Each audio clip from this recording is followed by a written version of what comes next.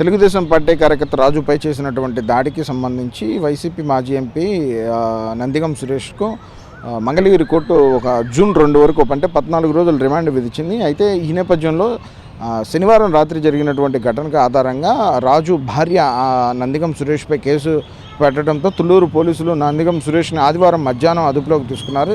ఆదివారం అదుపులోకి తీసుకున్న అనంతరం అతన్ని వాళ్ళ భార్య కూడా అతన్ని తప్పుడు కేసు నమోదు చేశారని చెప్పి విడుదల చేయాలని చెప్పి కూడా నందిగం సురేష్ భార్య తుళ్ళూరు పోలీస్ స్టేషన్ దగ్గర కొద్దిగా రాద్ధాంతం కూడా చేసింది. అయితే ఈ నేపథ్యంలో కోర్టుకు సబ్మిట్ చేసేటువంటి విషయంలో నందిగం సురేష్ని సోమవారం ఉదయం పొద్దునే ప్రభుత్వ ఆసుపత్రి తీసుకెళ్లి వైద్య పరీక్షలు అన్నీ నిర్వహించి కూడా అనంతరం మంగళగిరి కోర్టులో సబ్మిట్ చేశారు నందిగం సురేష్. ఈ నేపథ్యంలో ఇతను చేసినటువంటి తప్పు అని కోర్టు కూడా నిర్ధారించడంతో అతనికి 14 రోజులు రిమాండ్ విధించింది. ఈ నేపథ్యంలో వైసీపీ కార్యకర్తలు నందిగం సురేష్ అనుచరులు కూడా పెద్ద ఎత్తున మంగళగిరి కోర్టుకు చేరుకున్నారు. ఈ నేపథ్యంలో మంగళగిరి పోలీసులకు మరియు వైసీపీ కార్యకర్తలకు స్వల్ప ఉద్రిక్త నెలకొంది. వాళ్ళందరూ కూడా కోర్టు ఆవరణలో ఉండేందుకు ఎవరు పోలీసులు ఒప్పుకోలేదు. వాళ్ళందరినీ కూడా కోర్టు ఆవరణ నుంచి బయటికి పంపించడం జరిగింది.